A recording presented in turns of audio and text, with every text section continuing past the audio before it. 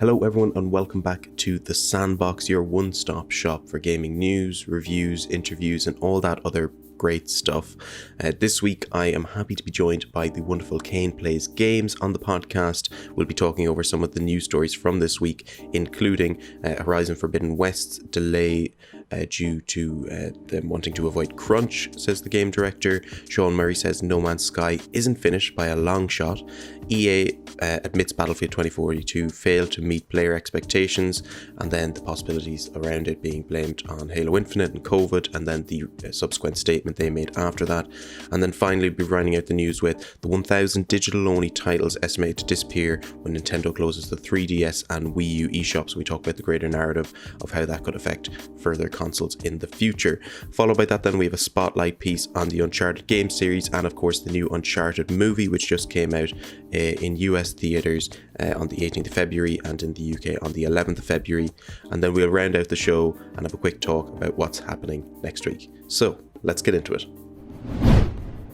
So what have you been up to recently, Kane? I know you've obviously been playing through the Uncharted games, which we get onto later, but I always kind of like to throw out, because I've seen you've been streaming a lot of stuff on Twitch, so kind of maybe give us a quick rundown on what you've been looking at. You know, I've been playing too many video games. That's pretty much it, honestly. We went for the Uncharted series off stream whilst also doing the Uncharted series. I've been going through the Batman series. That's been a nightmare on PC. Like, that's been awful. They're great games, but oh my god, they're a nightmare to run on a PC. Aside from that, you know, just been playing bits and bobs in the meantime. Lots of video making, writing scripts, and obviously doing that for my job as well. Yeah. So it's a lot of sitting down on an empty Google Doc with a giant like water bottle, being like, right, what do I need to say? And then doing about 2-hour recording sessions before going into editing. That's been my last month or so, I want to say, since the new year started. Not the busiest new year, honestly.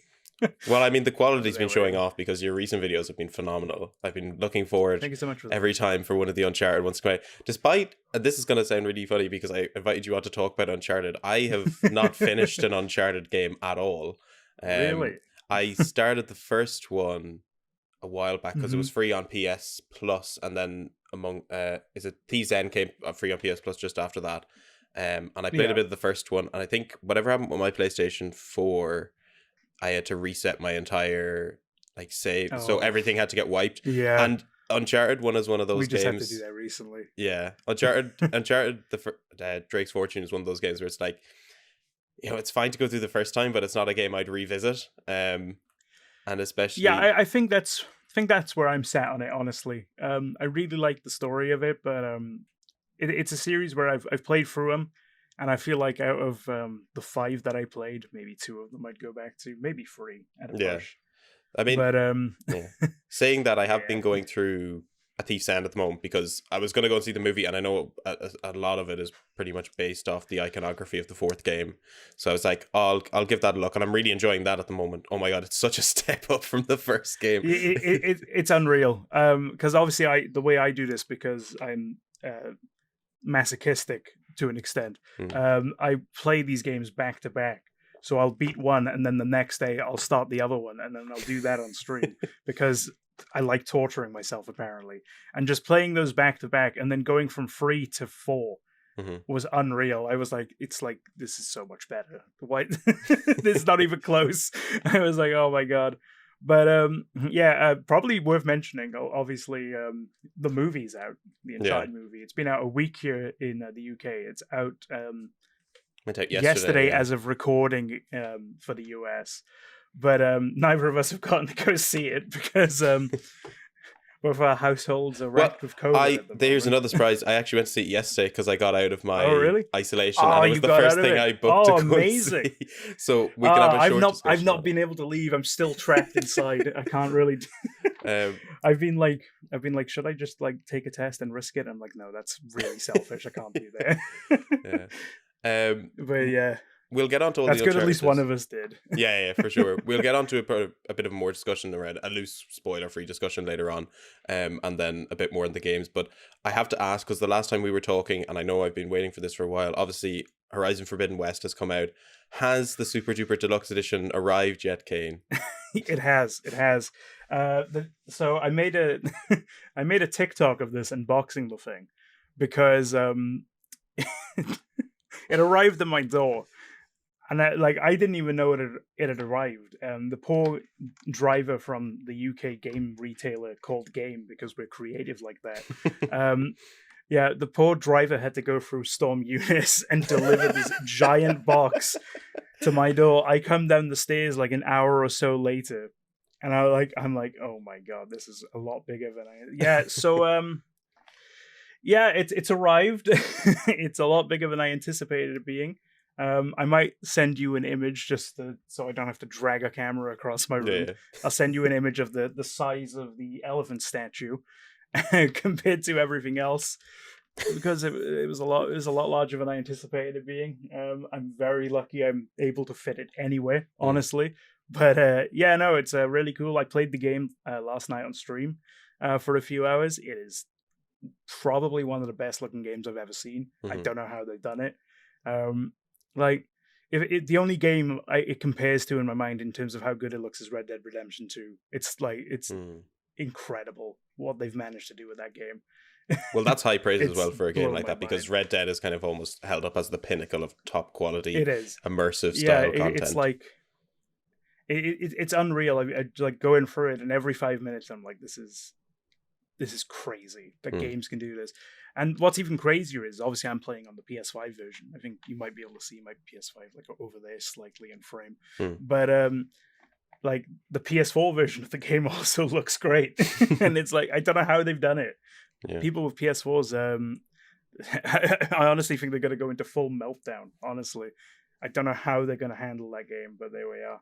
Yeah. Crazy times. I think, as professional as that this may have seemed, it was not planned at all for a brilliant transition into our first news piece, which is surrounding Horizon Forbidden West's sort of, it was delayed a little bit to avoid crunch, at least that's according to the game director. And it brings up a good conversation, because you were talking about how good the PS4 one is. And I know in the article that we have here from The Gamer, they mentioned that because of COVID-19, when they were all at home, they had to do a lot of their playtesting on the PlayStation 4. They got a lot of extra time to really like hone in on that version of the game, which I found quite interesting, because and I'm not going to name any specific games or developers, but it seems to be kind of a common trend at the moment with these newer AAA games, because it's mostly down to the stock issues with the brand new generation of consoles. A lot of the previous gens seem to be a little bit on the ropes when it comes to these new releases. The focus is very much on the shiny new consoles, and the other ones are just kind of there. And that I felt that a lot with games, but from all reports that I've seen, that's definitely not the case with this one. That extra time really benefited them. It's always good as well, because obviously, as you mentioned, such a difficult way to try and get a next gen console. I've been fortunate enough that I've gotten the Series X and the PS5. But I think if you're, especially from a PlayStation perspective, because you kind of have the little intermission console with the Series S for Xbox users, to have a game that runs flawlessly on PS4 as well as PS5 is great. I think I even read recently that they had to deliberately slow down the loading times because people couldn't read the tool tips on the loading screens.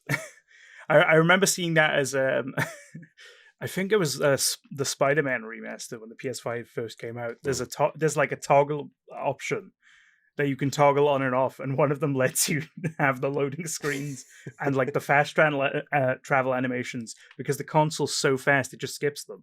And it's like you can toggle them on for the extra immersion, and I'm like, that's insane. But no, it's honestly, I'm very happy, because getting a PS5 it's still a nightmare. We're over a year removed from its launch, and I've had to get two of the things. I was very lucky. I got mine on launch day. I don't know how I managed it. I managed to slip in there during the 50-second Amazon window where they were in stock when they first went on pre-order, and I managed to snag one. And then it took me about 2 months to get one for my brother's birthday. But yeah, no, it's still a nightmare. I've not gotten lucky enough to get an Xbox Series S yet. X even. I've got an S. The names are still confusing to me. But yeah, it's it's good to see like the effort being put into making sure that these games are still playable on the systems that people have. Mhm. And it's not to say that other studios aren't putting in that effort, but they're not given the time to put in that effort, I suppose. So it's nice if what the studio lead has said is true, the game director, that it was delayed specifically for that reason, to avoid crunch and to get that extra time. No, it's really nice to see, because there's been a lot of very high high priority instances where that's clearly not the case in recent years. But no, it's really nice to see.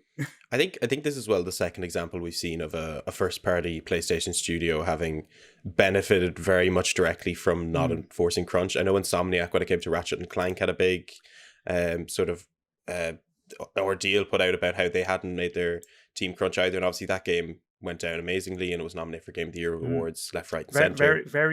Very good game. Yeah. Insomniac as a whole, I think, have had a really good reputation with that. At least with Spider-Man, it was the exact same.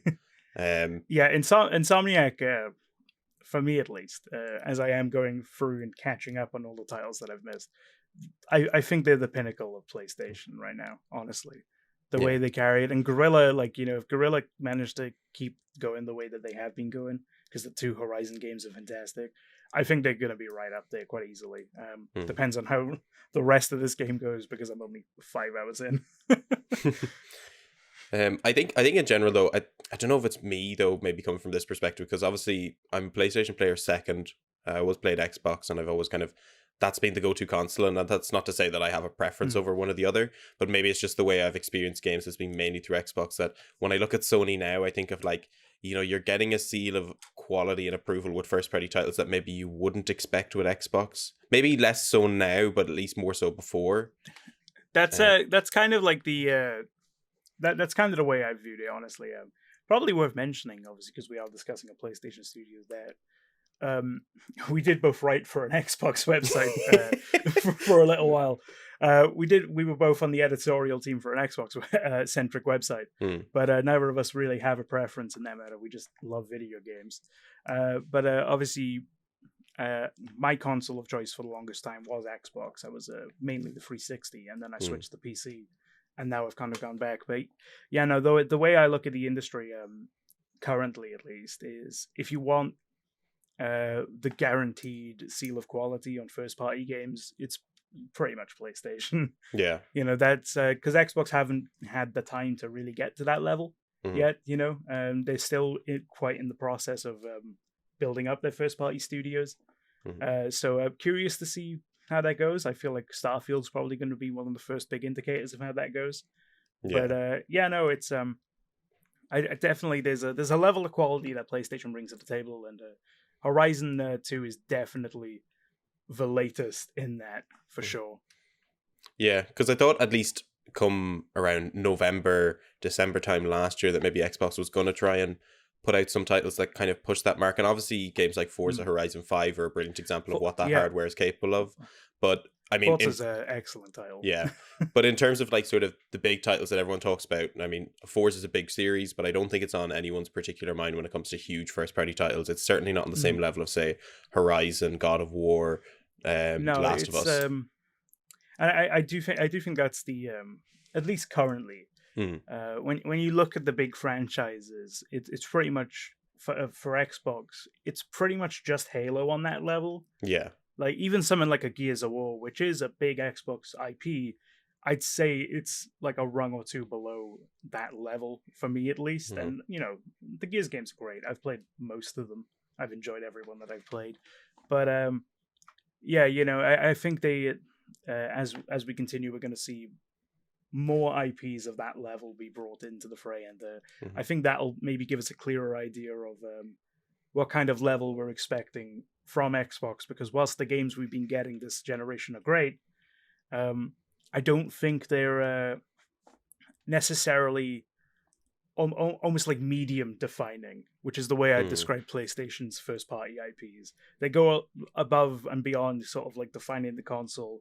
They're kind of what you think about when you think about the industry at large, really.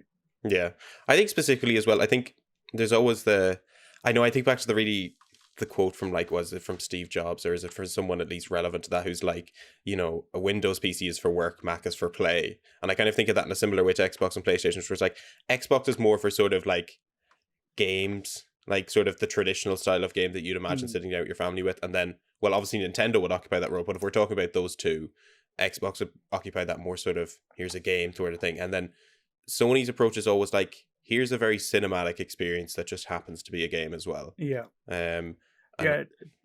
That's a good way of putting it. I think the way I described it last, probably on Twitter, was talking to some random person about video games, was I think Xbox is all about how you access games, and PlayStation is all about how you experience games. And I think that's the two kind of philosophies of them at the moment, at least. Which, you know, that might change if that Spartacus program turns out to be true. They might go more into Xbox's direction. But yeah, no, it's a very much kind of like a different mindset to gaming and just video games in general from them both. Yeah. And I think, you know, they both have their fans, they both have their audience, they both do their things well.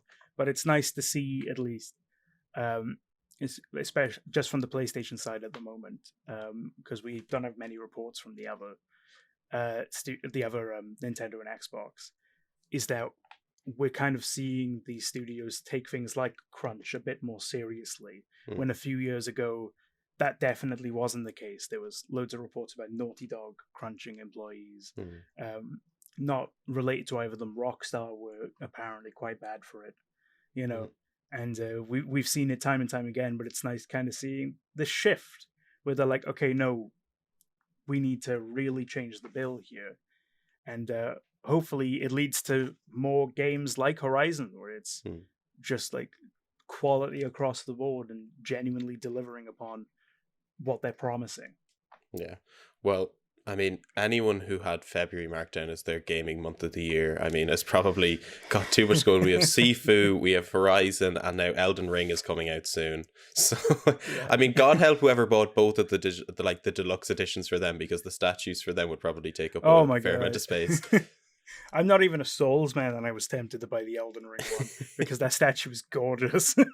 Elden Ring is it's looking weird though, because I'm not a huge Souls fan either. I've always been someone who's very intrigued by the Souls aesthetic and the look of the Souls universe. Funnily enough, I have Demon Souls and I have Bloodborne, and I played a bit of Demon Souls and never got past like the first 5 minutes of it.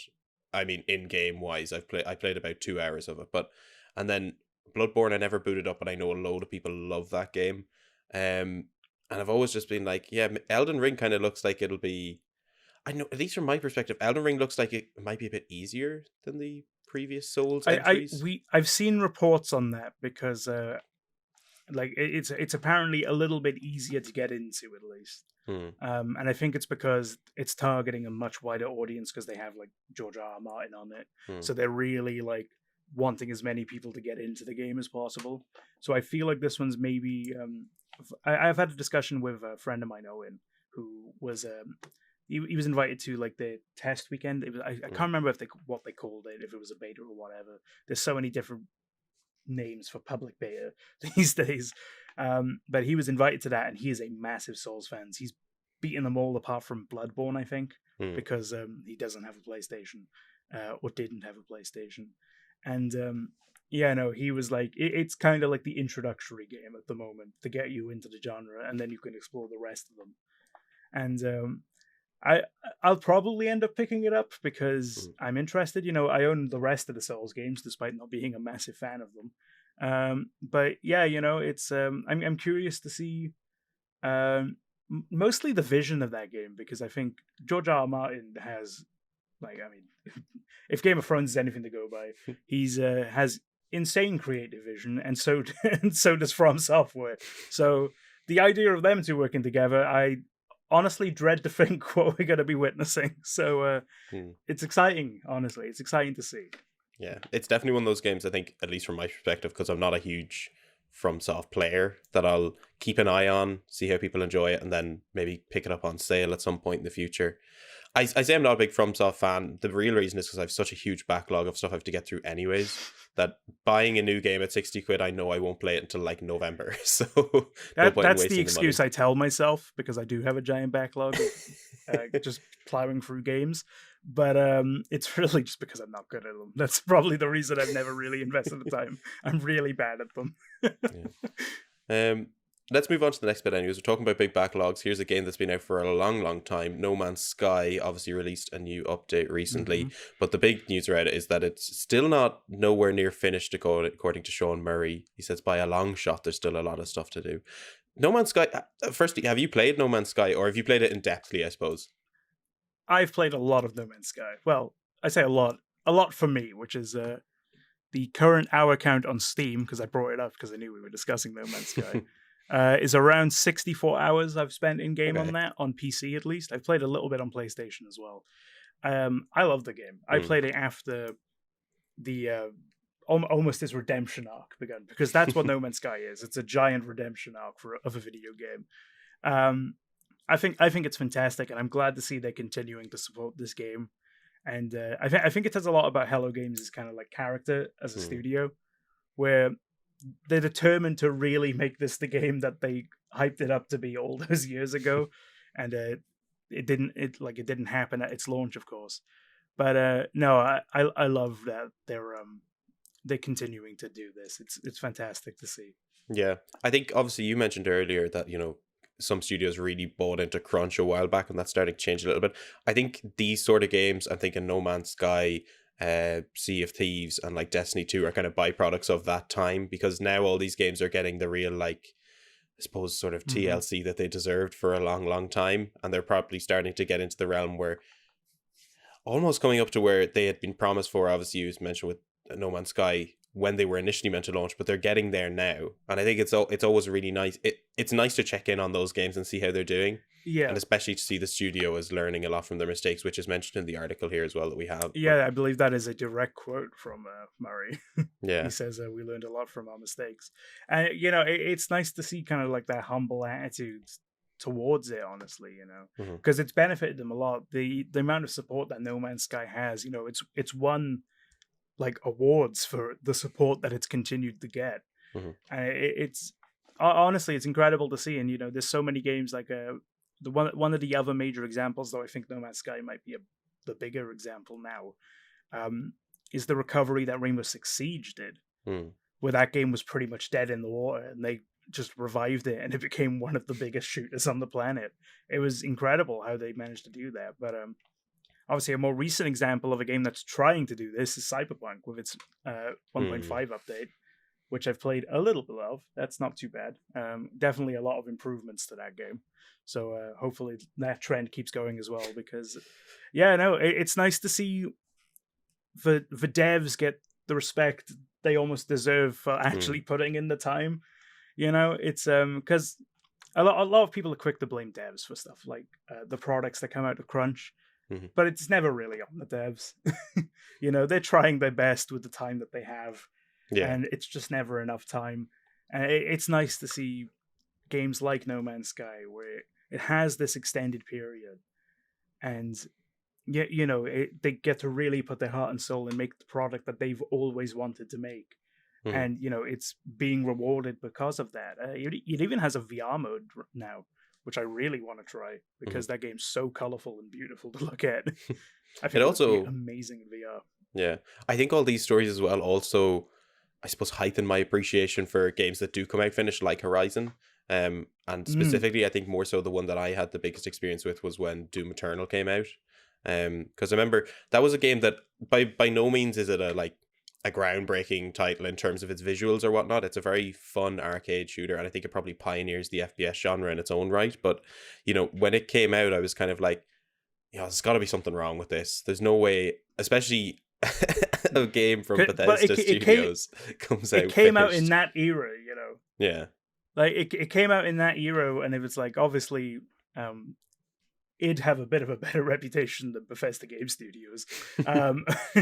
Just a little bit, because Starfield's coming out, and even if Starfield gets delayed, which some people are rumoring, that game will be finished when it comes out. Then I'm a massive Bethesda fan. I can guarantee it's going to have some problems. That's no offense to Bethesda, but those games are just too big to not have issues. But I've not. Do you know what? I've not beaten Doom Eternal, and I feel really bad about it because I played a bit about it, and then I put it down. And I was like, I'll get back to this tomorrow, and here I am, however many months later, and I've not picked it up since because I've just been so distracted by life and other things. But I remember sitting down and playing it. I was like, this game feels like it's finished. This is what this is what they meant to put out. This feels very crisp. Yeah, and it just like it's it shouldn't feel as nice to see as it does. It's so nice to see, like when it's like, oh, this game is done. I think maybe that's more of a damning indictment of the industry than I intended it to be, but maybe. And obviously, speaking here from like no game development experience at all, I mean, I think my own personal takeaway from it is initially, the jump from 7th to 8th generation consoles was so severe in the terms of like you could go onto the Xbox 360 and a full trilogy would release in that console's lifetime, whereas now you'd be lucky to get 2 games on the same console.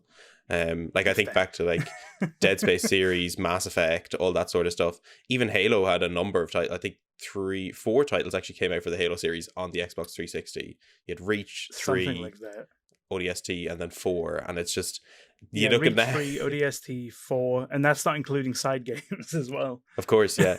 And then you look at you go to the Xbox One. I think you had Master Chief Collection, which was a train wreck on launch and has since become this fantastic sort of library of Halo games, and then Halo 5 as well, which also a train wreck at launch. Yeah. I mean, Halo Infinite, is it a train wreck at launch? No, more like a mild car crash, I'd say, but it's still I think it's this big transition period for a lot of studios where they've got this sort of, they can do a lot more with the limitations of certain consoles, and now that they've got all this extra space and the vision is so much bigger, and of course the expectation of consumers is also bigger as well, along with the pressure from studios to get revenue back. We've been seeing a lot of that. I do like do you know what, for some reason I completely forgot Halo 5 existed. It just completely slipped my mind. A lot of people do, don't worry. I've never played it, so it was just like completely gone out of my mind. I meant to be playing it in a couple of weeks. I'm just like, I completely forgot about it. But yeah, I think like, games are getting a lot bigger. And the time to make those games isn't getting bigger in proportion to how big the games are getting. So you have these massive experiences being made, even more so now that 4K is becoming the standard. And the time to make them isn't necessarily as long as it probably should be. And that's what leads to these like employees being, well, in some cases they're not even employees, looking at you, Activision. But some of those Activision workers definitely not contracted. But it's it's crazy to see them where it's like they're not given the full time to really make these experiences because they have these corporate demands to meet. They have financial revenues and quotas to reach and so on.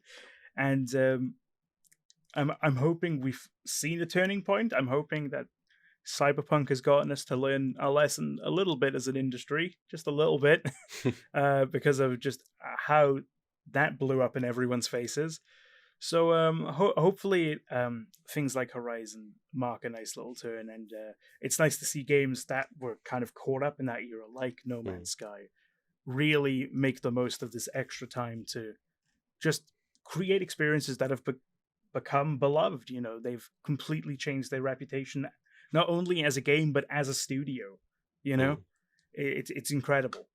Yeah. I think the interesting thing I'm looking forward to is obviously the game is coming to Switch this summer. Be interested to see how they port that over to, obviously, I don't mean a weaker console, but obviously in terms of the amount of capacity you can have on a handheld portable console. It'll be an interesting one. Decision. Because I'm excited because I'll probably end up picking it up on the Switch. because it seems like a really good game for the Switch, especially on the OLED. Like that game's so colorful. I think the OLED's gonna really let that thrive if the port's good. Well, the only problem Because I ever have with the Switch is that twin stick games on the Switch are just atrocious. they're not the best. No, I think it's just the positioning of the analog sticks for me that really just makes my hands feel sore, and I have to put it down after a certain amount of time.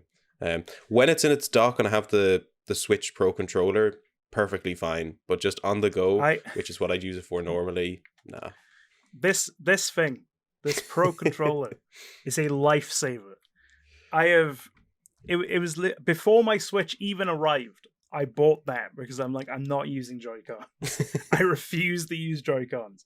So like I've used them when they're actually connected to the Switch now and again. Aside from that, I can't stand them. So this was a wise investment by me, and I've not looked back since. The biggest problem I always have is when I have the Joy-Cons and people come over and we decide to play Mario Kart. And I've got quite big hands in general, so the Joy-Cons feel tiny. And it's like... Yeah, they're like Tic Tacs. Yeah, well, that was the one thing the Wii had going for it, was that it was, the controller size was fine. I think it was adequately proportioned. I think that generation had a notorious thing for having smaller-ish controllers. Like, I can't hold a 360 controller properly anymore since having an Xbox One controller and all. I've not gone back to the 360 controller in a while, so I feel like it would be a difference. But yeah, like I remember, and it's probably the main reason why I was a 360 kid. I can't use old PlayStation controllers, man. Oh, they're no. Too small. They're too small. They're too fragile. When the DualSense came along, I was immediately praising it. I was like, thank God they've made a controller that I feel like isn't going to turn to ash in my hands. Oh, I can play games again on PlayStation. It's a miracle. Those PlayStation 3 controllers always felt so light, to the point if I dropped it, like there was something coming off it. Yeah. It's like, by comparison, an Xbox controller felt like a weapon compared to like it felt like you need a permit to own an Xbox controller compared to a like a DualShock controller. It's the difference between them was insane, honestly. I don't know how they got around with that design for as long as they did before changing it, but I'm very glad they did. Yeah. Well, so we've talked a bit about sort of games dealing with COVID in regards to Horizon. We've talked about games sort of redeeming themselves over the course of time at No Man's Sky. Let's go on to a game that has very much been seeing quite the opposite recently, which is Battlefield 2042. Kind of an internal report of a meeting they had amongst staff at the time was kind of sent out, and I got this from IGN, but they've since released a statement afterwards on PC Gamer talking a little bit about the context behind that discussion, saying that they were only kind of highlighting some factors and they weren't necessarily blaming, but more so trying to take away key learnings of how they'd adapt in the future. Battlefield 2042 is such an awkward situation. I haven't played the game. I haven't even watched that much about it because I think maybe like most people I was sucked in by Halo Infinite at the time, because that had been a game I was waiting on for ages. That was kind of my thing as well. I was given the choice between spending a full AAA price on Battlefield or playing Halo multiplayer for free. And I was like, well, I don't really mind multiplayer games. I'm not a big multiplayer game person. As if anyone who's ever seen any content that I've made knows that I don't really talk about multiplayer games. I made the choice for Halo as well. I have talked to a bunch of people who have played the game. They say it's not as bad as everyone says it is, but it's not in great shape. I think the interesting thing about it is, especially with multiplayer games, specifically with a game that comes out at $70, and I'm not sure what the conversion rate is for that. I think it's around €60, £60. I think it's about £60. Yeah. You're looking at sort of, in one case, you've got to, first of all, buy that game yourself, and then they're only really enjoyable if you have a group of people who are willing to play it with you as well. So you need to know at least... Yeah, so they all have to buy it. Yeah, you need to at least know 2 or 3 other people that have paid $70 for a game as well. And then for it to, look the way it did, I know the only times I ever saw bits about it was the bugs and glitches, which, I mean, maybe appeals to the cynic of somebody online, because obviously they're going to see all the bad stuff about something as opposed to the good bits, but it was evident that like there was a lot of problems with this game. I think there's always problems with a game when you release a beta like 2 weeks before the actual game comes out. Yeah, that wasn't a great decision by them. First of all, do want to point out, love that the in the update here on the IGN article it says Battlefield 2041. I did notice that as well. But the one thing when I was reading through this, and it got me thinking about Battlefield and just kind of the way that I approached it, or I guess didn't approach it, because of that cost. It got me thinking: are we at a stage now where it's no longer feasible for AAA shooters to really carry that full price without having something else attached to it? Because, you have Call of Duty. Call of Duty still sells well, but it also has Warzone. And I think that free-to-play Warzone kind of keeps the wheel turning even longer, I suppose. But it's an interesting one because I'm trying to think, is like, would Halo have sold well if that, would Halo have been as successful as it has been, despite its problems?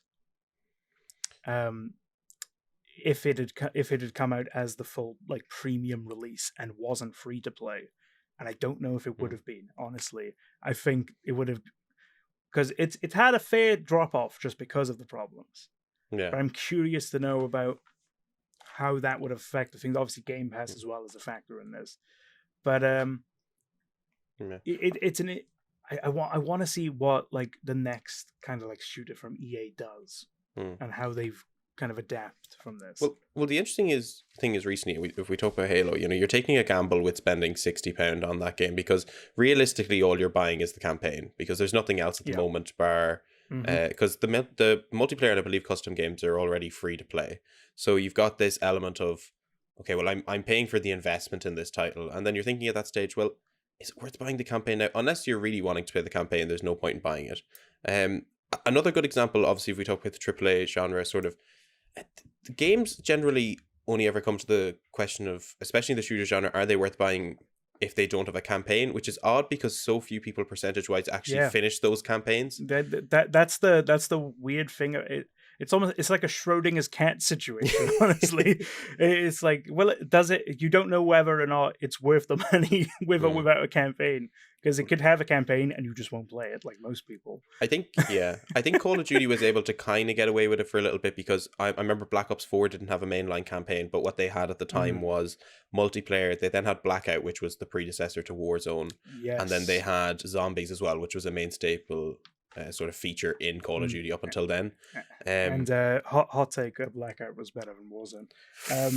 Ooh, okay. Well, I'm not a huge Battle Royale fan to begin with, so I didn't enjoy either. So, but that's fair. The thing is weird though. I mean, obviously Call of Duty has since gone back to that campaign formula because I think a lot of people were disappointed that it wasn't there in Black Ops, which is again surprising. I think it's a very core vocal minority of that community that wants a campaign in there, and I think the success of Modern Warfare 2019's one probably proves that there is still an audience for it. Battlefield isn't. You never hear anyone talking about how great a Battlefield campain is outside of the Bad Company games.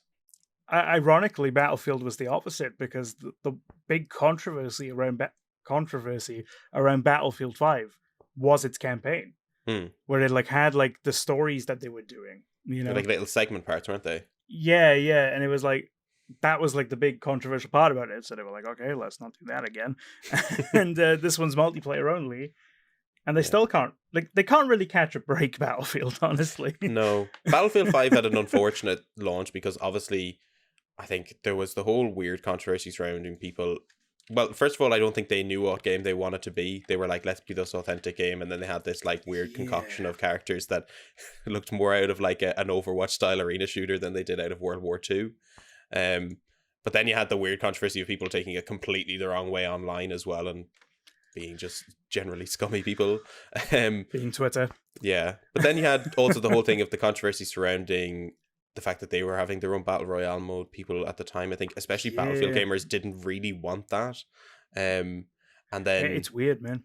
Yeah. And I mean, Battlefield 1 was a really good example of a game that was done right because it came out at the prime opportunity for them to take away players from the Call of Duty series because this was when Infinite Warfare came out, which I still hold hand on heart is probably one of the best campaigns in a Call of Duty game.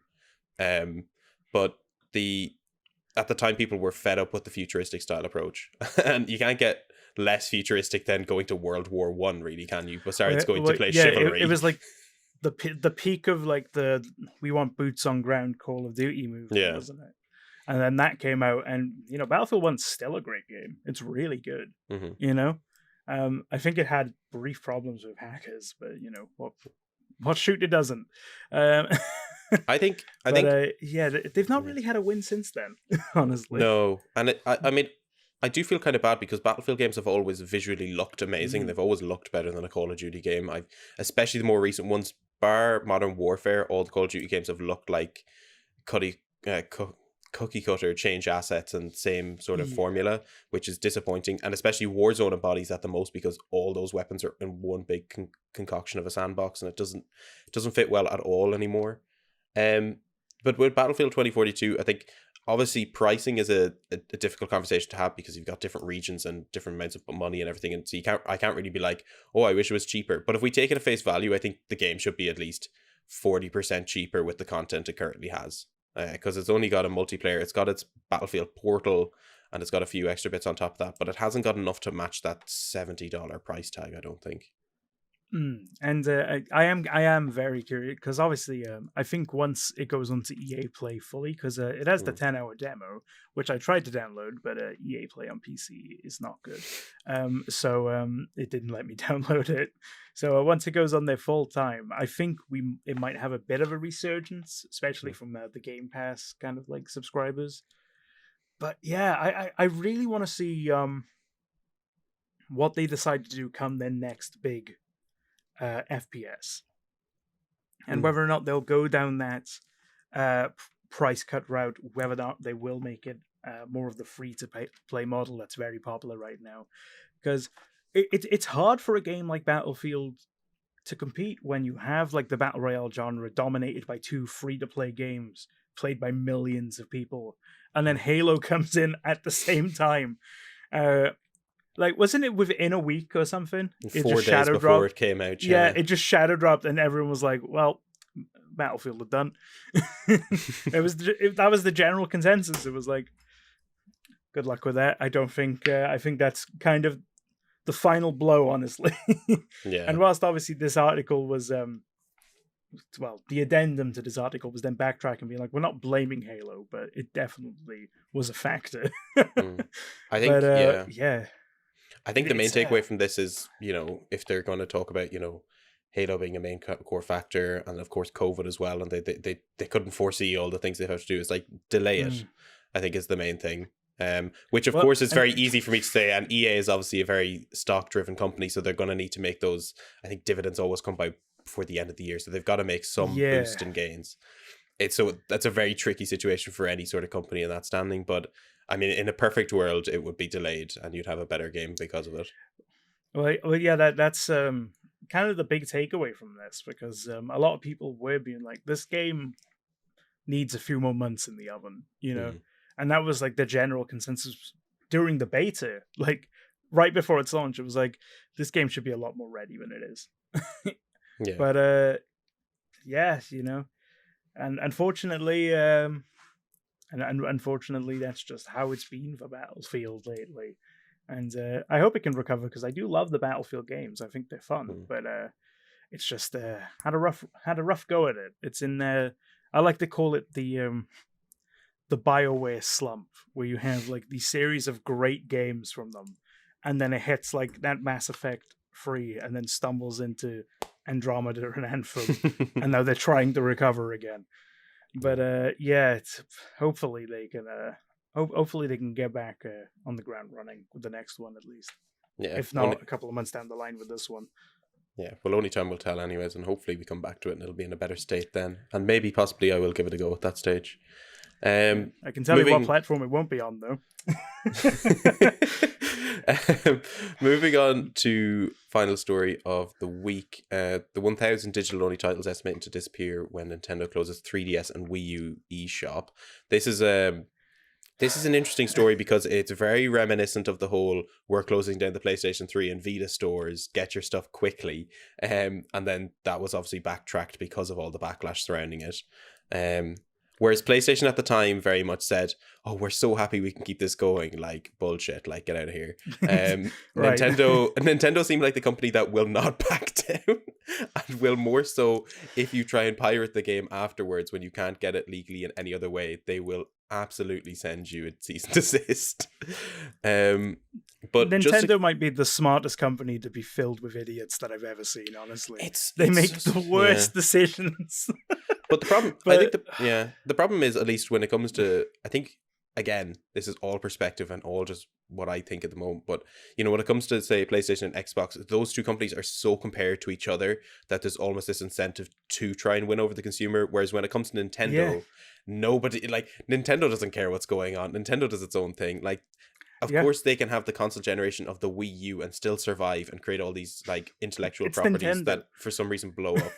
And they're not going to care what the consumer thinks because they know people will lap up whatever is put in front of them.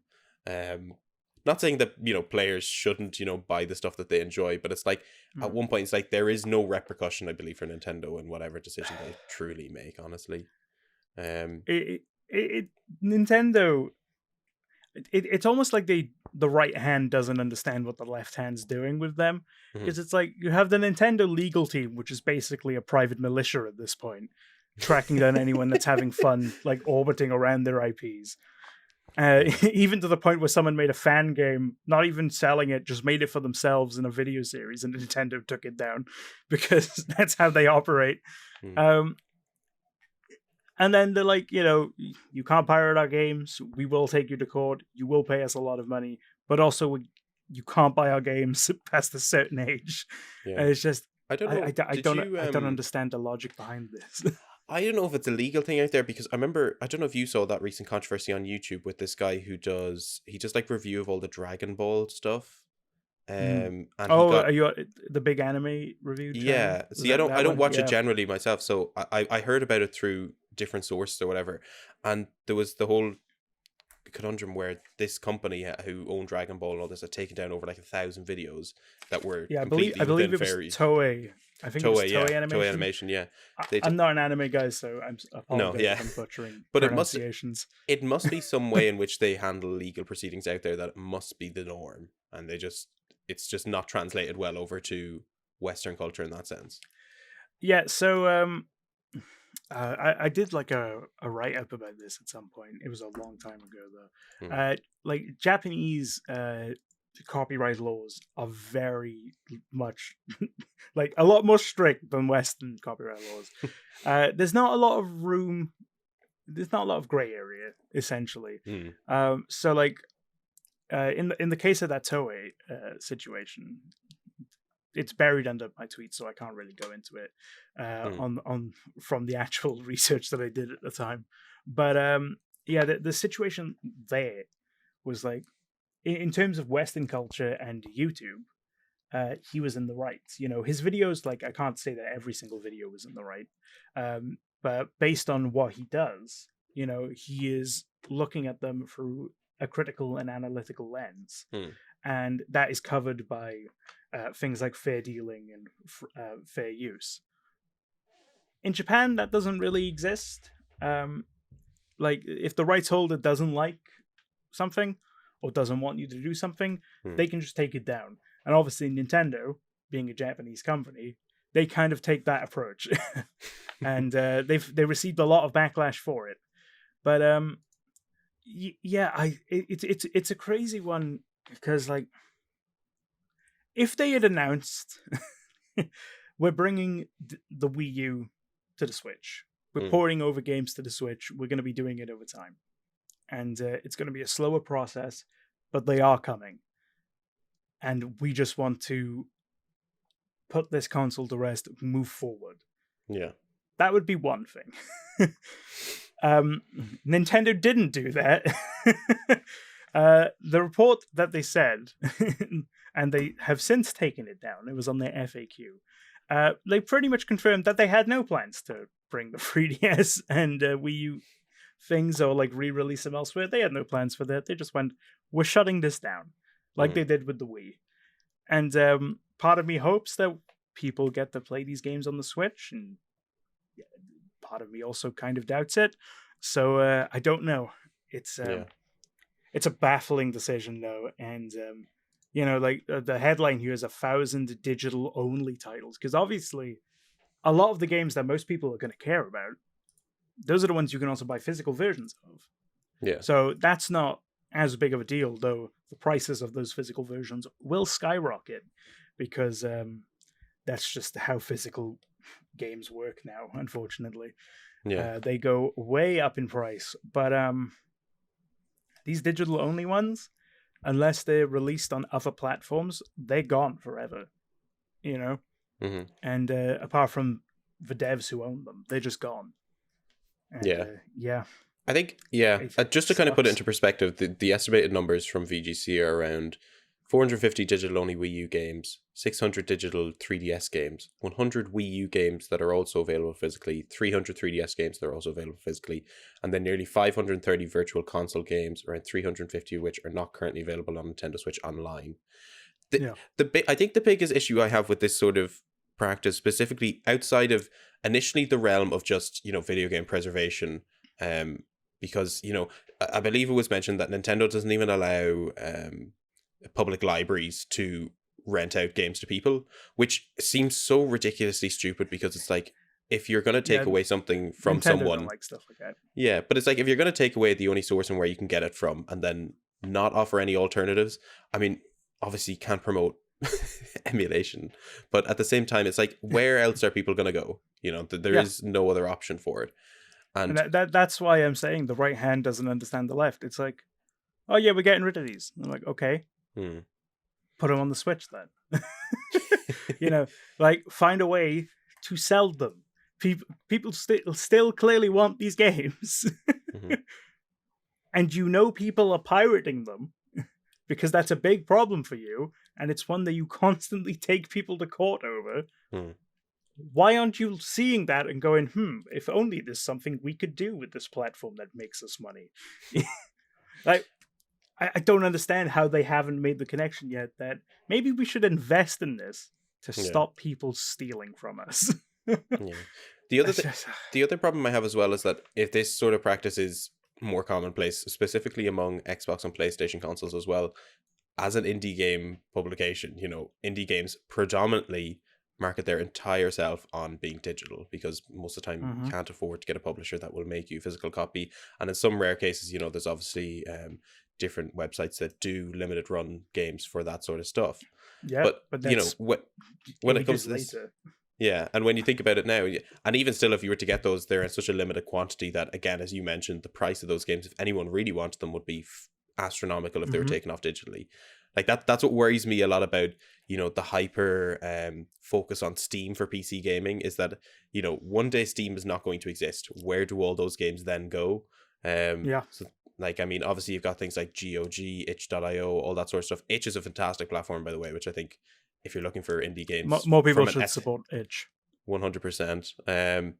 But yeah, this worries me from a perspective of, if you have gone to the effort of making a console port for your game, whether it's to a Nintendo console, Xbox, or PlayStation, I don't think there's really specifically an Xbox thing I can point to yet, but specifically with PlayStation and Nintendo, if they then decide at one stage, we're getting rid of this, and there's no way you can get these games again, I would be very worried about, the long-term preservation of your titles. So that's the big problem with it, honestly. Yeah, it's just, like, eventually, especially now that digital is the predominant way to get games, at least in the UK, it's something like 75 to 80% digital as a market, outside of very specific AAA releases. I think, it's just like, it's you're looking at it, you're like, these games can just vanish, and like there are some games there where it's like, not as many, like, it's not going to be as big as a deal as to people, and that sucks in its own right. But to not be able to preserve these, if Nintendo put 10% of the effort into games preservation, but they did into suing the ever-loving Christ out of people and like shutting down everything, they would have the best backwards compatibility system on the planet. Because as much as I love Xbox, and as much as we both love Xbox, Xbox should not have the best backwards compatibility. I'm sorry, they shouldn't. They have the least reason to do so. Like, they shouldn't be showing up PlayStation and especially Nintendo at this. But yet they are. And it's like, they could make so, like, even from a business perspective, the amount of money that they could make off of investing into this. Yeah. Because I think the main thing is this will definitely be something that at least in 5 years' time we can look at and see if the company's made the right decisions, because as it stands, it's still a very new situation, because you don't have that problem with, I suppose, the original Xbox generation and before, because most of that stuff has either been remade, or at least the popular ones have, and there's digital versions of them still available. Nintendo was kind of the first one that is making such a rash decision like this, for as poorly as the Wii U. Well, the Wii U still sold, but as poorly as the Wii U sold in comparison to other Nintendo consoles, this is still a big blow for a lot of people that would want to experience those titles. Yeah, well, it's not the first time they did it either, because the Wii went through the same thing a couple of years back. They shut down the Wii, and that was the biggest travesty, because it took the Wii Shop channel music away from us. But yeah, it's just I don't really know how the future is gonna go with this, obviously. But I part of me wants to believe that this is like a ploy by Nintendo, where they get people to rush out and buy them now, because you can still re-download them after they disappear in March 2023. You can re-download them if they're purchased, so there's going to be some kind of server up and running still that keeps track of that data. But are they going to bring? Is this them trying to get people to rush out and buy them now, and then re-release them again on the Switch because they haven't mentioned that? Or is this just them being like, well, those consoles are dead, time to move on, and they just leave them behind and they disappear into nothing? Yeah, because I think the important thing, I think, to finish this story on is, the way in which they've spread out, the way in which it's gradually going offline, seems very much at the benefit of a quick influx of people buying those games, because the usage of credit card is getting removed on the 23rd of May 2022. Then you can't add any more e-card shop funds after the 29th of August 2022. But you can still redeem game codes up until March 2023. So there's a full year here that they're just like, let's just get rid of the only ways these people can buy stuff, and then we'll take it offline, which, I don't know, like there's no way that that's not intentional, if that makes sense. But yeah, again, I mean, maybe we'll see similar backlash to the PlayStation thing, and maybe by some miracle it may change. I don't very much maybe have high Nintendo hopes might change their mind for once. Well, Nintendo, to be fair, just wake up on the right side of the bed one day. To Nintendo's credit, they did change their mind on their copyright policy in the past, when enough people were like, hey, can you stop taking down our YouTube videos about Nintendo games, please? They went, okay. Well, even even recently, wasn't it, you couldn't co-stream a Nintendo Direct? Something like that, yeah. I co-streamed the last one. Hopefully that stays up. But yeah, they're slowly phasing them out, and I hope that we get to see, at least, especially for these 1,000 titles that they've estimated. They're either elsewhere, purchasable some way or another. So these devs can still get some support, even if it's not much, because, these are older games now, more than likely. It's just so disappointing to see, especially the bigger companies, the ones with all of the money, to not really care about their own history, And it's just... Yeah, especially for because there's so many kids, for example, even stuff like Pokemon, the only way, if someone wants to go back and play an old Pokemon game, they either have to own a Pokemon game already, or after this, they have to buy the physical copies of it, which are already costing more than current AAA games. Yeah, for the ones that are available digitally. So that's only going to go up once they're more of a rare commodity, Well, We'll leave the news on that sour note, unfortunately, but Unfortunately. we're going to go into a bit more of a positive topic. But first, we have a quick word from the sponsors, and then we come back.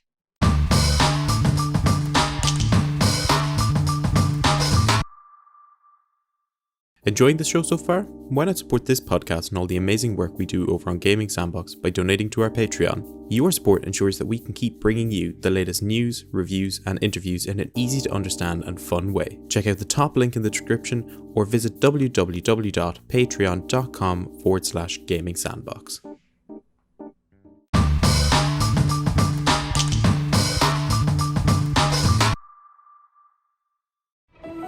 There are places out there you can't find on any map. They're not gone. They're just lost. Alright, so welcome back. So as I mentioned for the Spotlight piece earlier, we're going to be looking at the Uncharted game series. I suppose more so, Kane, you're going to be acting as the basher for the games, and I'll talk a little bit about the film since I've seen it. Together we're one whole Uncharted fan. Yeah, well, I mean, there was parts of the film where I was in there and, you know, I kind of got some of the little references they were making because I played that little bit of 4, played that little bit of the first game. There was a very a very prominent character in Lost Legacy that's featured in the film that is not obviously a spoiler.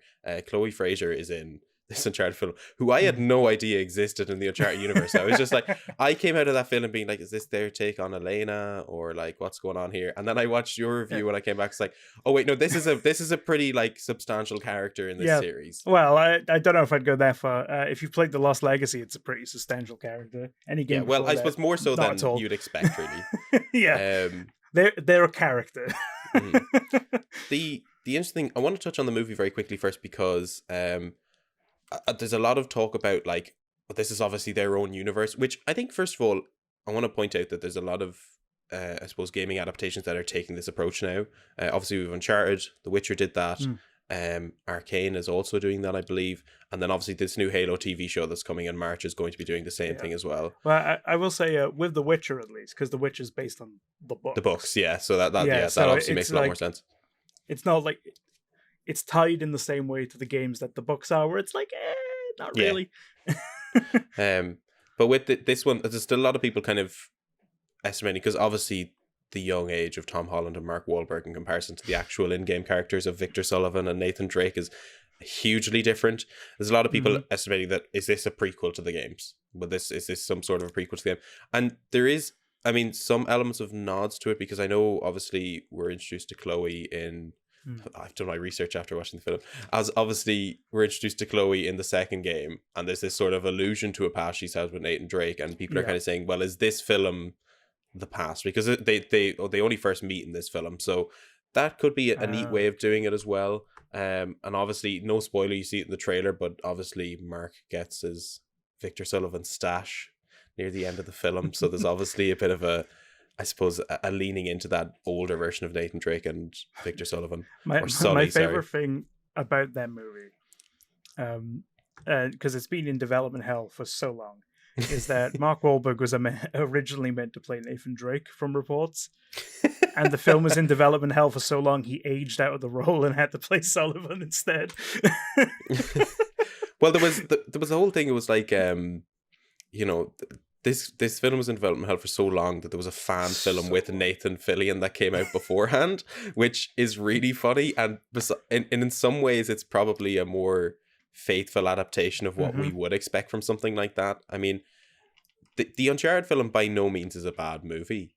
I actually really enjoyed going to see it. The only problem I had was that there was like a group of people like 2 rows behind me who wouldn't shut up, which is one of those annoying cases when you go to the cinema. But I still enjoyed it. I think, without the title of Uncharted, it is very much just a very bland action-adventure movie, though, which is the only problem to me.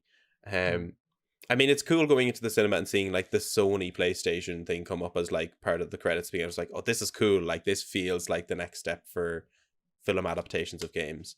But I left the theater afterwards thinking to myself, like, I can see why most game adaptation stuff now goes to TV, because you've got such a long-form media like games, especially Uncharted. Some of those games take about 20 to 30 hours.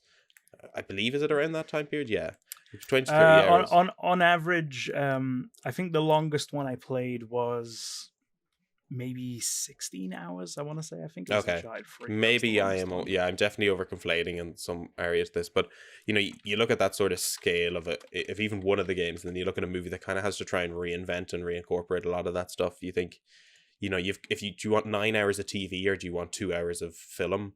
And it's kind of like, yeah. I mean, Arcane and The Witcher, obviously The Witcher based off the books, but obviously with that connection to the game as well, benefits quite a lot from that. I think the Halo TV show might as well, although I'm not hopeful for that at all. The I have no idea what to expect from that show. Have you seen the trailer is so hit or miss. I saw the trailer and I was like, this seems interesting. The one thing I was very confused about was like, why didn't you just hire the voice of Master Chief? Yeah, because I mean, he's in the helmet unless you're showing his face in the show. I really hope they don't do. Yeah, it's like, just hire the voice. It's a guy in a suit. The other thing was the way Cortana looks so strange and weird. Because it's like, I would rather just be all blue. It looks so uncanny in some ways. It's very uncanny valley, and I'm like, I don't know. It's like, I don't know how they've somehow managed to make Cortana look less like a person than the blue version. I don't know how they managed that. But the Uncharted movie, one of the things, because obviously I haven't seen it, but one of the interesting things I've seen about it online is it's immediately, as soon as the reviews came out for it, it brought up the review score discourse again. That we constantly see, like even Horizon Forbidden West was dragged into that because it did not get a 90. Oh no, it had 88. What a terrible game it must be. Okay. I think, the one thing I saw though, I think from the film was, because I didn't know any of the reviews or anything going into it, I went into it pretty much completely blind bar seeing the trailers, and obviously I haven't played enough of the games to have that big of a connection to the characters either, so I was kind of going in there being like, hey, I kind of get this reference. I mean, there's a couple of names that show up that I was like, yeah, I know them. There's some nice Easter eggs as well. And I was kind of like, I went in and I was like, I came out and I was thought, this is nothing phenomenal, but it's a far shout from the terrible video game adaptations we've seen before. And then I look at Rotten Tomatoes and it's like 40%. And I'm like, it just doesn't, I don't think, if I had gone in with the interpretation of it being a 40%, I would have come out thinking this is the best film ever, because it was not a 40% at all. Sure. Just like a little thing to mention, because obviously we both did writing for GPN, and I don't actually know your stance on this. I was very vocal when we were both at GPN that I hate review scores. No, I can't stand them. I don't even use them in my own content anymore, because they are, to me at least, they're completely impractical outside of just marketing. So it's like I can't stand them.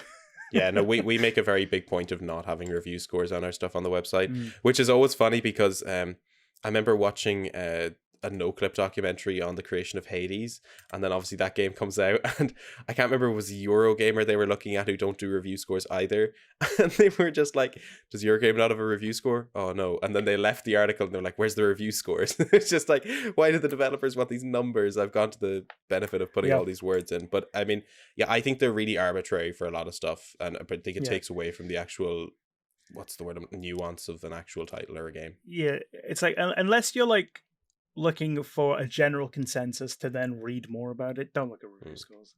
Like, that's coming from someone like, I have a degree in journalism. I do this is what I do.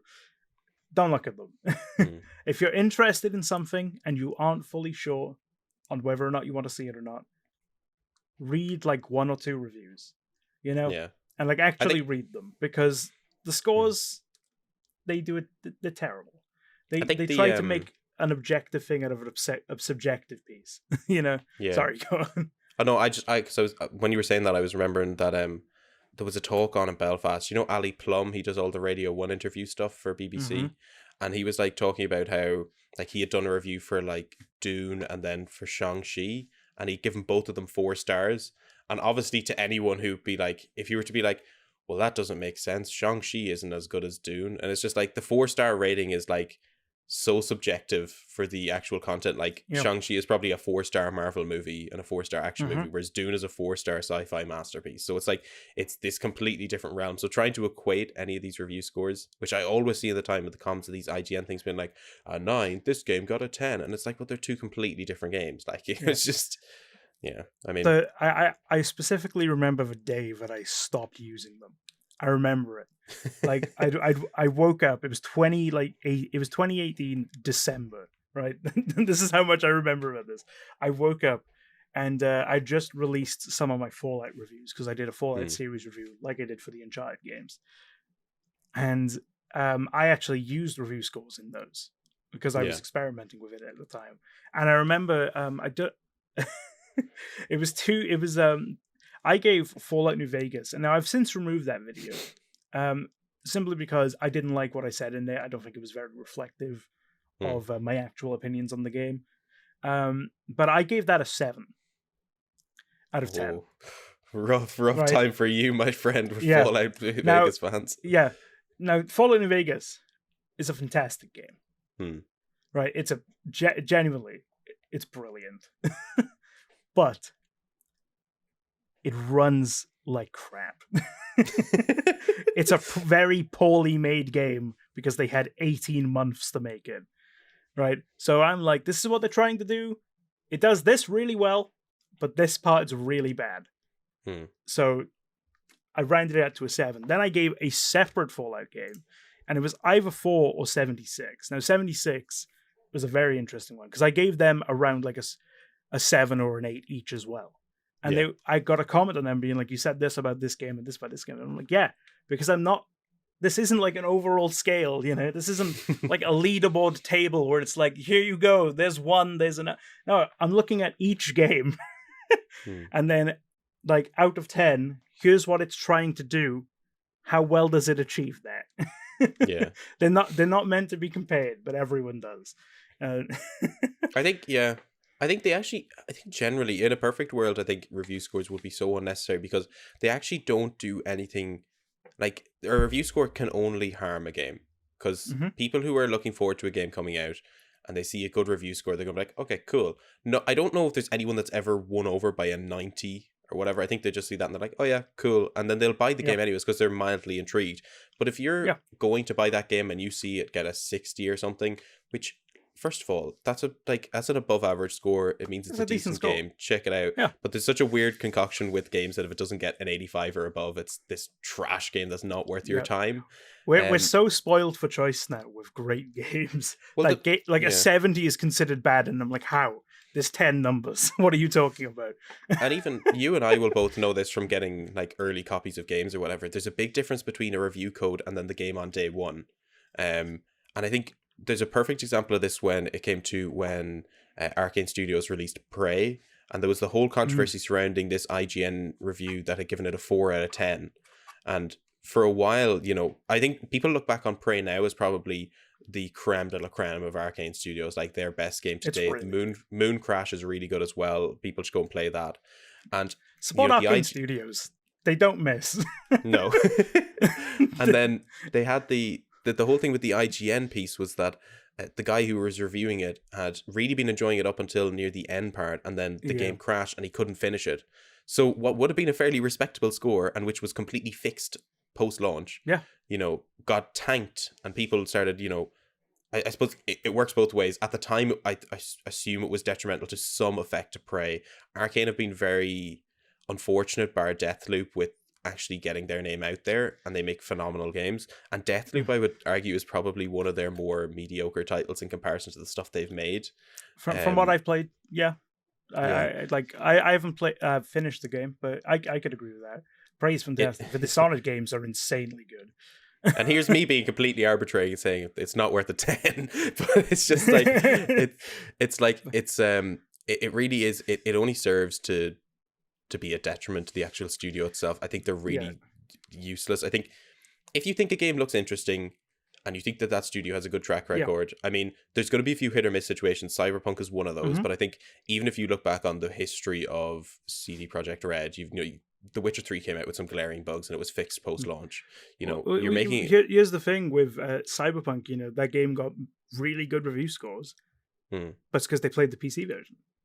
yeah. You know, they played the good version of the game at launch, and then it came out and it was a disaster. You know, it's just like the only reason, and this is like, you know, I've studied specifically the journalistic side of the media for like a third of my life.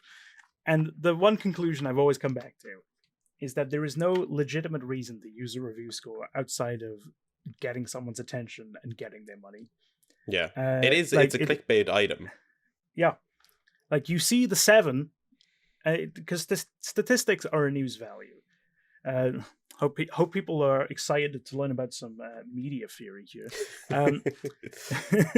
But like, statistics are what we call a news value, and like if you've ever learned anything about media, one of the things you'll be taught about is news values, and how there are specific like categories and criteria, is a better word, that make good news. It's why if you've ever sat down and have gone, man, the news is so negative, yes, because negative news sells better and it keeps you watching. That is legitimately the reason. But statistics is one of those, because statistics are easier to remember than words. Everyone can remember an article, even if it's vaguely in the back of their mind, where it's like 70% of this, you know, so-and-so says this, not this. 9 out of 10 dentists recommend Oral-B toothbrushes. Other toothbrushes are available. But, you know, it's just like, they're easy to remember.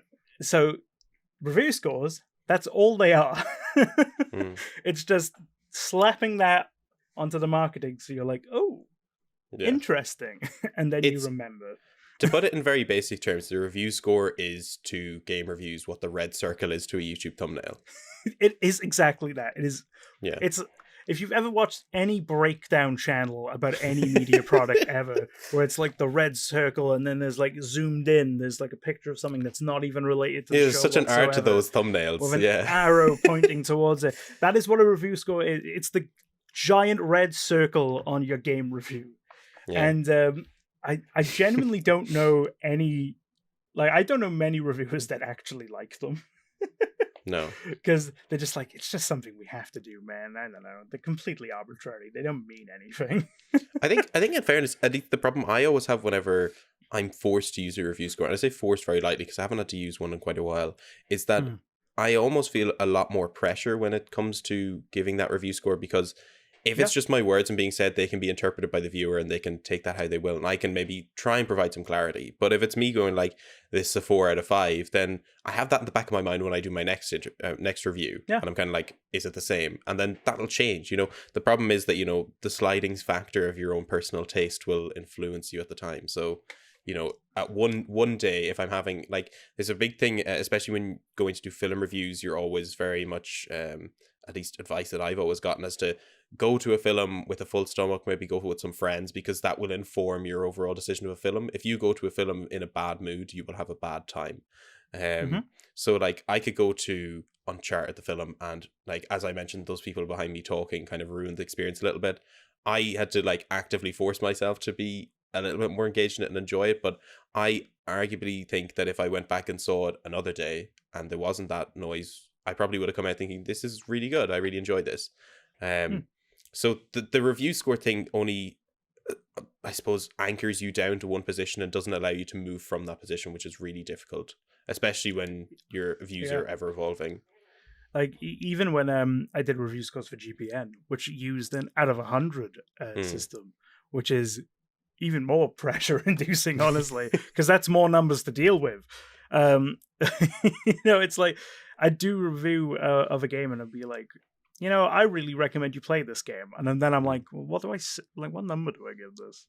You know? Yeah. Because you don't know. They don't mean anything. I don't like have a formula where I go through and it's like, well, if I carry the one from like my presentation section of this review and I put it over here, you know, it's nothing like that. It's, I write the review and then at the end and I'm like, 87. It's almost, know, it's not just even, yeah, it's not even a mark of the game. It's more mark of your own work. It's like a college rubric in that sense. It's pretty like, much.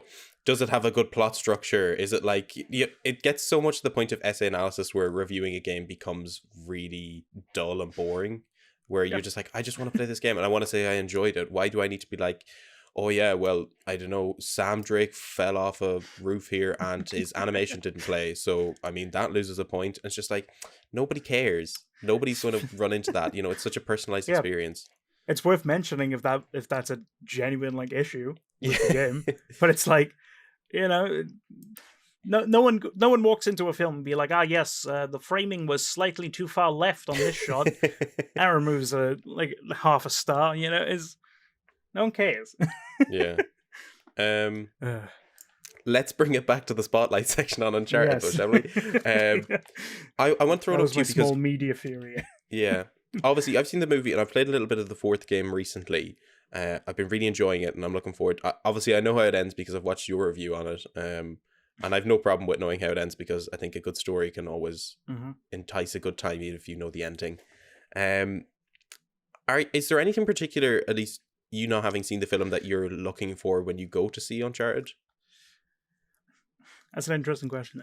Personally, the one thing I'd like to see, and this is just my general take on the game, the film needs to have the sense of character that the games have more than anything, because when we were discussing the film, obviously, you mentioned like if it wasn't titled Uncharted, it would just be any other generic action movie. And the thing is, the games, they're very generic for the most part. I think only Uncharted 4 isn't, honestly. The rest of them are fairly generic. But they all have that strong sense of character that really helps them stand out on their own, Good character writing and just like good writing in general can really like take what is essentially the same 4 plot beats over and over again and enhance it to be something a lot better. And to me, what the movie needs to do better than anything is you really need to understand who Nathan Drake is as a character, who Victor Sullivan is as a character. And it's potentially a little bit harder because the film doesn't have the luxury of 50 plus hours worth of content to do that in, So I think that more than anything, because obviously the action set pieces, that's fun, but I don't need to see that. I can see that in any movie. I'm sure it's a core component of the formula, but like as I described it in my Uncharted 2 review, that's a million other action movies, most of which star The Rock. I don't care. I'm there for the story. I'm there for the characters, and the rest of it's just kind of added on top of that. Yeah, I think specifically when I went in, I was obviously with the little bit of knowledge I had, it was still substantial enough to be like, okay, I know the pacing is going to be bad with this because there's so much stuff that they have to get out.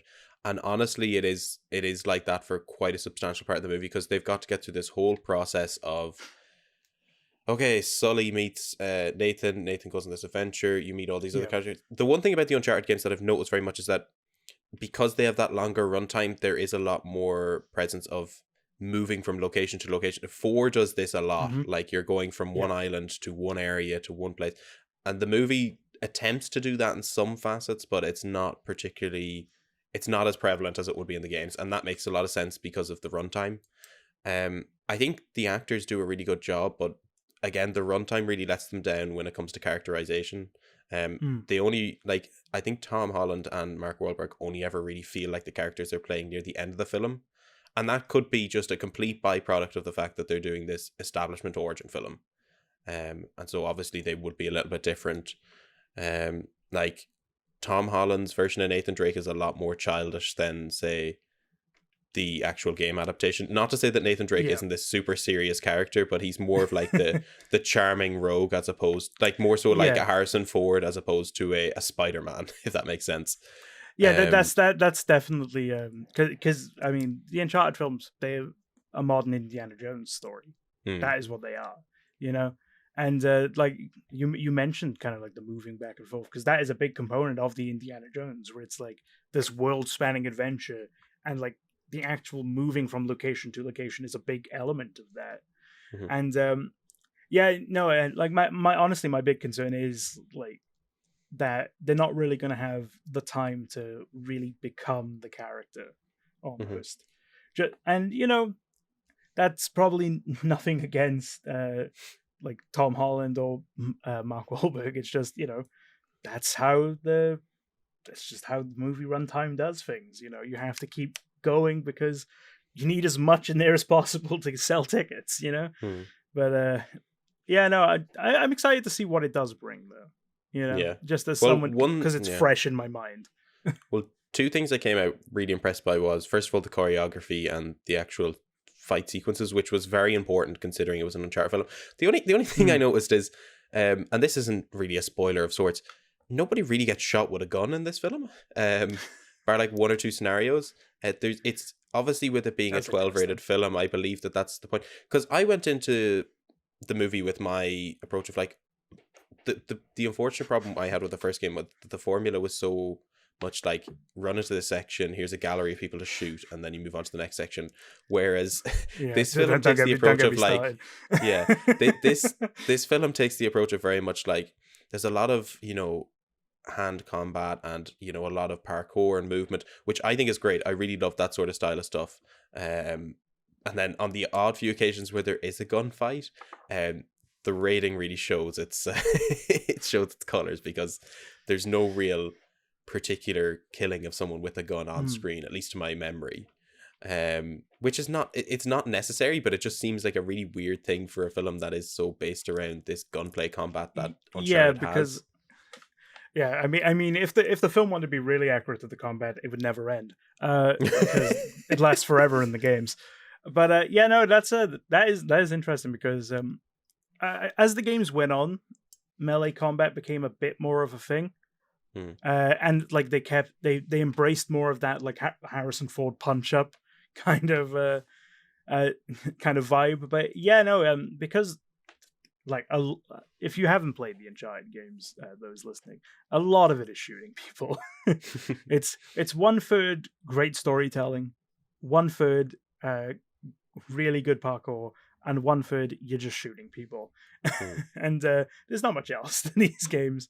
But yeah, it's interesting to hear that, because I was thinking, well, there's going to be a lot of guns and like explosions and stuff in this, but to hear that it isn't that much, that does surprise me, actually. Yeah. The other thing I really liked as well, and this is a byproduct of Sony owning the games, and I suppose subsequently the soundtrack, is that the game's soundtrack features quite heavily in it. I say quite heavily. Nate's theme, which is the one that everyone knows, plays on a number of occasions, which I thought was really cool, because I'm a big stickler in terms of music. I think I had this big problem with the Marvel universe where the composers for those films would change so often that there would never be a core theme for a character.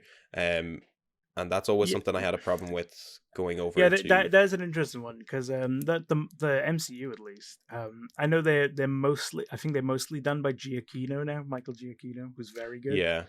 But yeah, for the longest time, I think they would swap around a lot. But yeah, no, it makes sense though, because the Uncharted soundtrack is very good. It's very good. No, it is. Yeah. Like it's composed by Henry Jackman, who is like, he does great things. So it makes sense that they would use it, because it's like we have 5 games of soundtrack composed by Henry. We're using this in a film. No, we're not getting anyone else. No, we're gonna use this. The other thing as well, at least, I mean, you mentioned the Giacchino for the Marvel stuff. I know the new Doctor Strange film, which he had done the previous work on, it's now Danny Elfman doing the score, which I'm very strange to see if that strange. Yeah, sorry. I'm very interested to see if there'll be a crossover of themes again, because Danny Elfman, for all accounts, hasn't, at least when he did the DC stuff as well, he never really seemed to care very much what previous composers had done with the themes. Because I remember when he did the original Justice League, there was a complete rewriting of the original Superman and the Batman themes, which he changed because he was like, well, I've done these ages ago, these are mine. Like, so I'm just gonna bring them back to my themes, even though they don't really fit the film. But yeah, I know Marvel runs a bit of a tighter ship with that, so hopefully they'll be like, no, use Giacchino's theme, please. Yeah.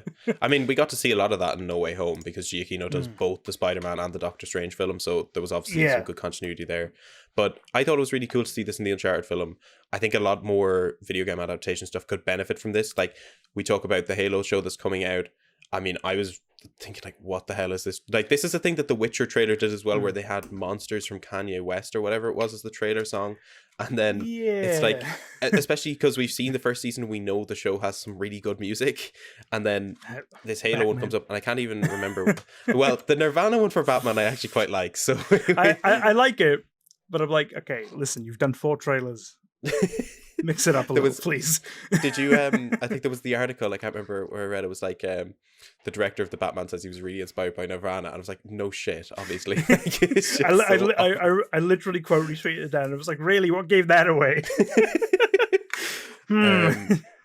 But yeah, no, that's something I kind of hope, because obviously the Halo TV show had some rendition of some song, I can't remember, but it wasn't anything to do with Halo. And you're thinking, like, imagine how chill-inducing that would be for people who understand that series to have heard, like, the Halo theme or something like that. And I'm because the Halo music's phenomenal. Well, now, I just want to double-check this. Wasn't there something with Halo composers that they wanted more royalties or something, and they were threatening to potentially, like, slow down the release of the show or something? I just want to double-check that real quick.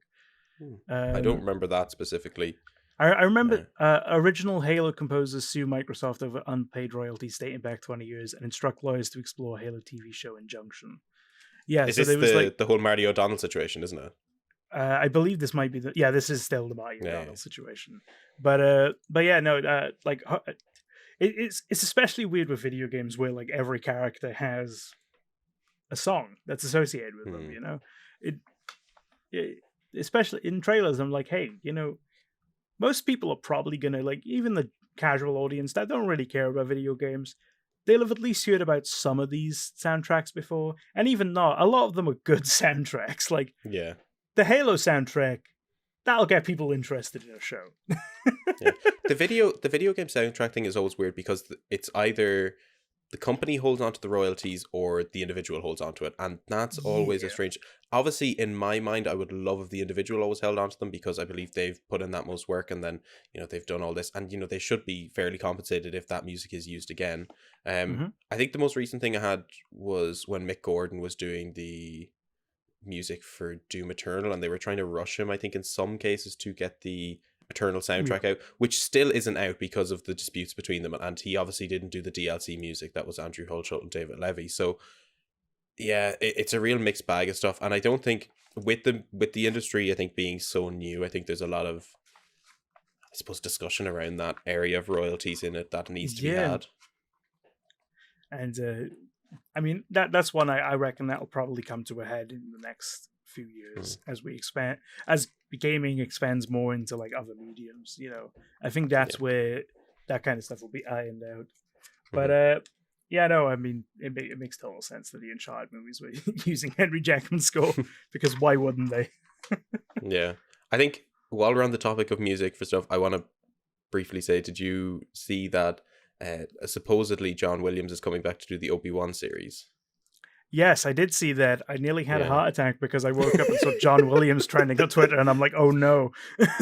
Yeah, because he just celebrated his 90th birthday, and that's not the news you'd want, would it be? Yeah. Oh god, but yeah, no, yeah, that's really cool. Yeah, because I mean, it's John Williams.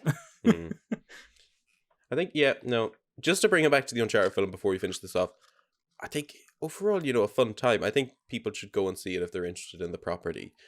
You'll get the sort of stuff that you're looking for realistically, which is you'll see Nathan Drake and Victor Sullivan on screen, whether you agree with the casting or not. I actually think they did a fine job in the end, and it was something I was like, because I was worried I would go in and think, that's Tom Holland, that's Spider-Man, I can't take that seriously. And I actually went in there and I was like, you know what? There's a decent differentiation between them, so I can actually enjoy this as a Nathan Drake film. And the overall sort of plot, it does ring very true, I think, at least in the way it's done to the first Uncharted game. There's obviously, they're going after Magellan's lost treasure, which I believe is the whole plot of the fourth game, if I'm not mistaken. Or no, that's That was Captain. The fourth one's the Libertalia. Captain. Yeah. So there's different differentiations between a lot of stuff here, but I'm hopeful that it's a good step. Obviously, because it's a Sony property, and again, this isn't really a spoiler. There is a mid-credits sequence, so stick around for that. Which I think is so weird, like that Sony always has to try and ham-fist in this next movie into a thing. It looks perfectly fine, to be honest. I mean, if there's a second Uncharted movie, that'd be kind of cool, but I'm not up for an Uncharted cinematic universe or something. Who knows? In 10 years' time, we will get the multiverse where Aloy comes out of a portal or something and meets Nathan Drake, and that will be an absolute mindfuck of a moment. And people will be like, how did we get here? They'll fully Infinity War it. Yeah. But yeah, that I suppose concludes our loose spotlight segment on Uncharted, amongst other things. Yes. To finish off, I want to kind of quickly run through the socials of both of us here first. Obviously, if you're listening to the podcast, you already are familiar with Gaming Sandbox. You find us on Twitter, Instagram at Gaming Sandbox _ on Facebook, LinkedIn, and YouTube at Gaming Sandbox. And of course, we have a Patreon as well, which we advertised earlier on the show. You can find all the links to those down in the description below. I'm going to bring it off over to the main man now himself, KanePlaysGames. Where can we find your amazing work online? Hello. You can find me primarily on YouTube at KanePlaysGames over there. We do review content. We have a review series called How Bad Can It Be? It started off as me playing terrible Steam games, and now we're just playing kind of everything and keep it because it's a nice clickbait title. But yeah, we go through pretty much whatever games I happen to be playing over on my Twitch, which is KanePlaysGames _ because Twitch won't let me remove the underscore. Thanks, Twitch. But yeah, we're streaming games over there. We've just gone through the entire Uncharted series. We've done the Resident Evil series. That's kind of the one that most people know me for now. Unintentionally, that's kind of the franchise I'm most associated with, I guess. But yeah, no, that's a lot of fun. We're going into the Batman series over the next couple of weeks because that film's coming out as well. So trying to tie it in. And then we're doing Halo because, well, the Halo TV show decided to come out in March instead of June like I thought it was going to. So that's nice. I didn't need a break or anything. Thanks, Halo. But yeah, aside from that, you can find me on Twitter, KanePlaysGames. I tweet utter nonsense over there, honestly. Mostly posting photo mode and how I'm wasting my time when I'm playing these games that I'm covering. Just taking pretty pictures instead of actually sticking to my schedule. But yeah, that's where you can find me. Well, plenty of great content to come from you in the future anyway, so please be sure to go and check out Kane's socials. We'll have them linked down below as well. Thanks a million, Kane, for joining us this week anyways, and we will see you all next week.